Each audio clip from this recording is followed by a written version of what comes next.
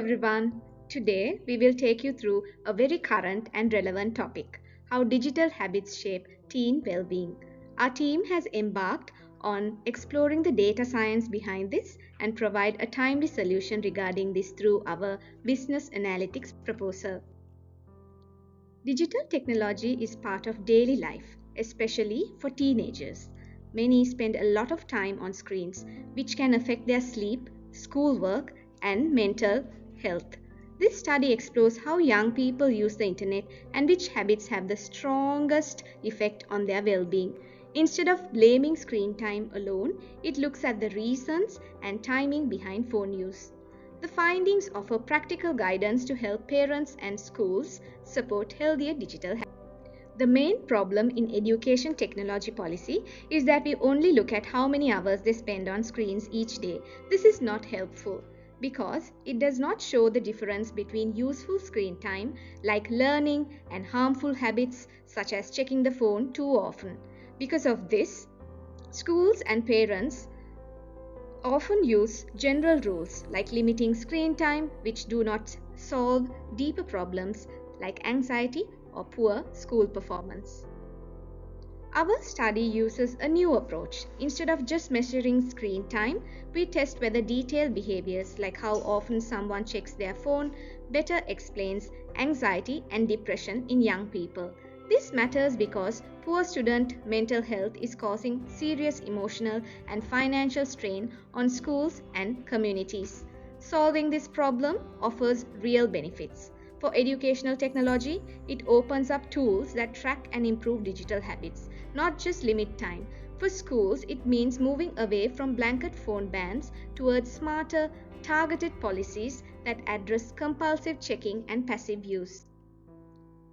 We follow a 4-step method to turn student survey data into useful insights. First, we prepare the data. Then we use analysis to find the main causes of poor mental health. Next, we show the results in a simple dashboard for easy understanding. The final step is where the data will shape the solution. For instance, if frequent notification causes anxiety, we'll suggest managing alerts, not banning phones. This shift from measuring problems to solving them helps improve both school policies and digital tools. Our data set is a survey of high school students. It includes both numbers like hours on the phone and the categories like what they use it for. We measured behaviors such as daily usage, number of phone checks, the time on social media and gaming. Then we looked at the outcomes like grades, anxiety, depression, the sleep hours and addiction. The value is that we can connect phone habits with the psychological health and academic performance. Our first question was, what's more stressful for students? The total hours on their phone or the number of times they check it? The data shows phone checks are more strongly linked to anxiety with a correlation of 0.65 compared to 0.40 for hours of use. This means constantly checking the phone is more harmful than the long use. So, if schools want to monitor behavior, tracking phone checks is more effective. Our second question asks, does the purpose of phone use affect grades? The results are clear. Students who mainly use phones for social media average about 65, while those who use them for education average about 85. That's a 20-point difference. This shows reducing social media time and encouraging educational use can make a big difference in improving academic results. Our third question was, which grade struggles most with digital addiction? We found addiction levels rise as students move up, but peak in grade 11 at nearly 9 out of 10. It drops a little in grade 12 but still stays high. This means schools should focus support programs on grades 10 and 11 to help students before they face the pressure of their final year.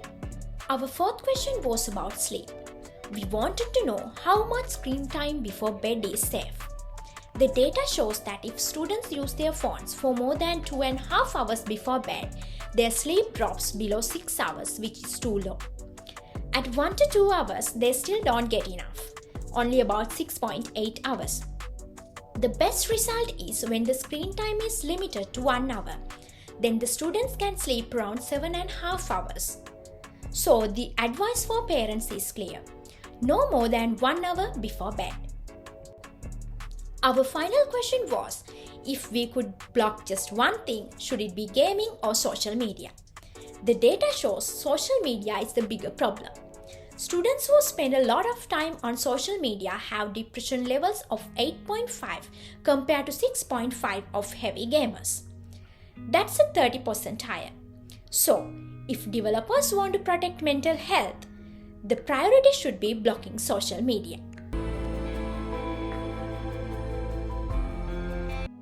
I am here to share strong evidence that turns the Digital Wellbeing and Parental Support Act from a general concern into a clear and practical policy plan. Our research clearly shows who is most at risk, which behaviors cause the most harm, and what solution is essential. The data confirms the seriousness of the issue and guides our response, a clear and actionable 9.5-hour policy limit. Our first chart clearly shows the problem. Too much screen time has a direct effect on sleep, but the impact isn't the same for everyone. As shown, the harm is greatest among our Year 11 students. They are clearly the most vulnerable group. This evidence supports one of the key pillars of the Act. We must focus on rolling out secure SIM enforcement, especially for this high-risk cohort. Next, we look at where intervention would have the greatest impact. Our comparison shows that social media use is linked to much higher anxiety levels than gaming, making it the biggest mental health risk. Importantly, cutting down on social media offers the best return on investment when it comes to improving academic performance. That's why the Act's app blocking measures must focus mainly on passive social content. This is the heart of our proposal. We combine health data, academic performance, and depression levels for the vulnerable Year 11 group to pinpoint the exact moment when key health indicators are compromised. The analysis identified one clear and defensible limit, a maximum of 9.5 hours of screen time per day. This specific figure underpins the mandatory enforcement rules for both the SIM system and the home router curfew. Finally, we measure the benefit. The data shows a clear academic gap. Students with high screen use score on average 0.4005 points lower than their low-risk peers.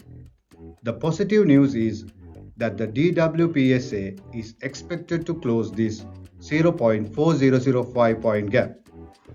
This act isn't just a health initiative, it's a vital evidence-based investment in student potential, driving real progress in education.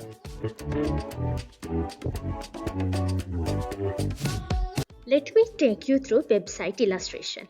Why data illustration matters. Data illustration is about more than just showing numbers, it is about telling a clear and meaningful story with data. This is important because parents and policymakers often do not have time or technical background to interpret raw data. Our website uses data illustration to guide users step by step from understanding the problem, seeing the evidence, to accepting a policy solution. We use the teen phone addiction dataset, which includes data on teen screen time, sleep, anxiety, and academic. Instead of raw stat, the site uses design like clear layouts and calm, trustworthy colors to make the data easy to understand and believable. This helps engage busy stakeholders and encourage actions.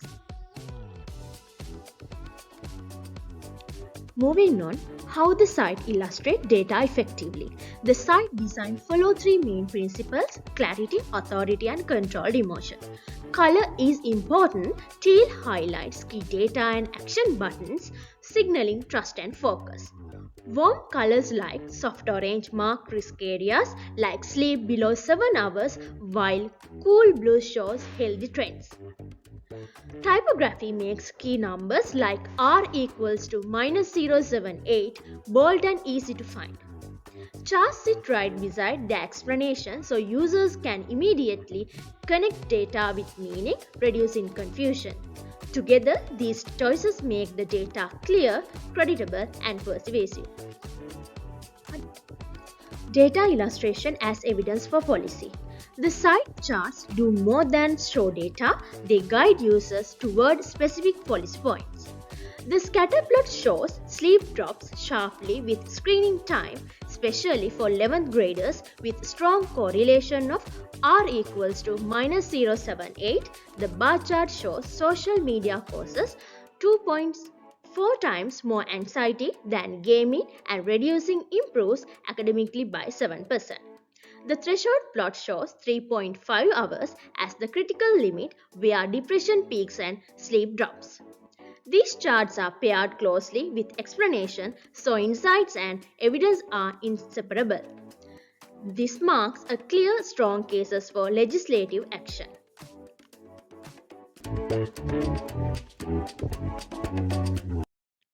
Finally, it's time to have a look at the recommendations. Just like alcohol and tobacco kill slowly, unrestricted internet access silently destroys our kids.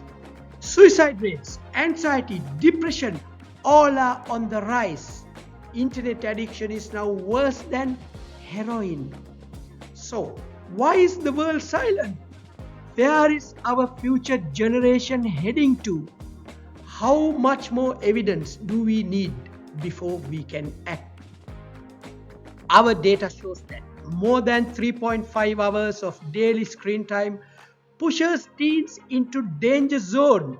Sleep drops below 7 hours. Depression spikes. Anxiety increases by 1.2 points per hour of social media use. This is not just a parenting issue. It's a public health emergency.